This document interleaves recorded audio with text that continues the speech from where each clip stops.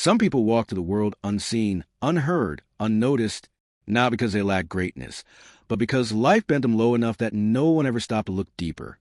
And that's exactly what happened to Ethan Hayes. He wasn't rich, didn't wear a suit, didn't carry himself like someone important. He was a cafe waiter in a quiet downtown shop.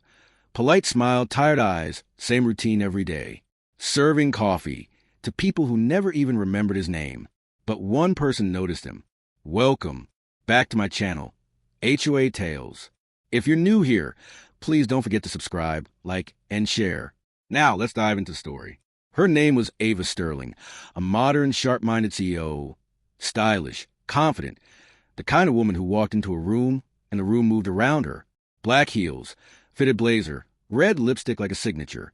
People listened when she spoke. Not because they had to, but because her presence demanded it. Ava visited Ethan's cafe every morning. Not for the coffee, not for the croissants, but because of him. The quiet way he worked, calm, gentle, but with a sadness behind every movement. A story no one else cared to ask. Every morning, she watched him give free muffins to homeless customers when the manager wasn't looking. She watched him slip motivational notes into kids' lunch bags. And she watched how he always smiled, even when exhaustion pulled at his face like gravity. One rainy night, curiosity pushed her past the line of normal. She stayed late in her office, then decided to follow him. Quietly, carefully, maintaining a distance as he left work. Ethan didn't take a bus. He didn't call a cab. He walked. Through dark alleys, broken streetlights, puddles reflecting city neon, for 40 minutes, until he reached an old abandoned community center. Paint peeling, windows cracked, sign faded into time. Ava sat quietly in her car, watching. Then Ethan unlocked the rusted door. The inside lit up, and what Ava saw next changed everything. Inside were children.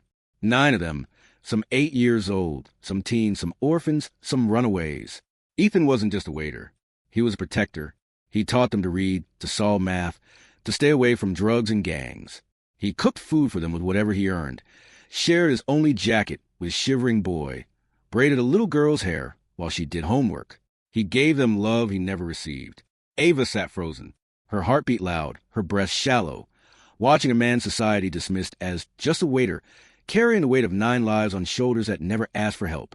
She returned the next night, and the next, until one day, she gathered courage, walked up to him as he locked the center door, and said the words that changed both their worlds.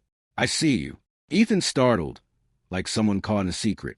His voice low, unsure, almost apologizing for being kind. "I just couldn't let them fall the way I did." And for the first time, he told someone the truth. His mother died when he was 14. Father ran away. No one wanted a teenage boy. He bounced between shelters, slept in parks, survived alone. So as an adult, he refused to let another generation face the same darkness. Ava listened, really listened, not as a CEO, not as a woman of power, but as a human being. The next week, she returned, not alone, not empty-handed. She brought books, food supplies, blankets, warm lights, and volunteers. She partnered her company with Ethan's Shelter, transformed it into a fully funded program called Second Chance Hearts. Board members questioned her. Investors doubted her. But Ava stood tall, like steel wrapped in silk, saying, "Profit means nothing if humanity is bankrupt." And for the first time in history, the CEO wasn't admired for her wealth, but for her heart. Months passed. The abandoned building became a bright center. Walls repainted, classrooms built, children laughing instead of fearing the night. Ethan became program director, no longer invisible, no longer alone. His tired eyes turned hopeful. His heart finally felt light. The world began noticing him. Newspapers wrote his story, cameras followed, but Ethan never changed. Because greatness doesn't need fame. It needs purpose.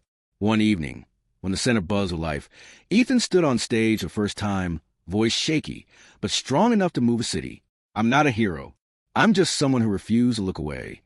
But everyone in that room knew, including Ava, that heroes don't need capes. Sometimes they just need a name tag on a cafe apron. Ava watched him speak, pride in her eyes, softness in her smile.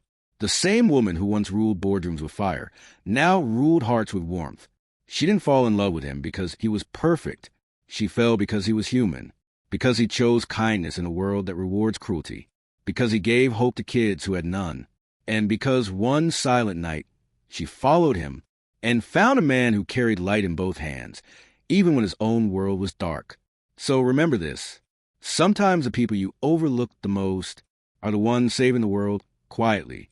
Sometimes God hides warriors in aprons, caretakers in uniforms, miracles in ordinary faces. And sometimes all it takes is one person willing to see. I hope you liked the story. For more intriguing stories, please subscribe our channel and also click on bell button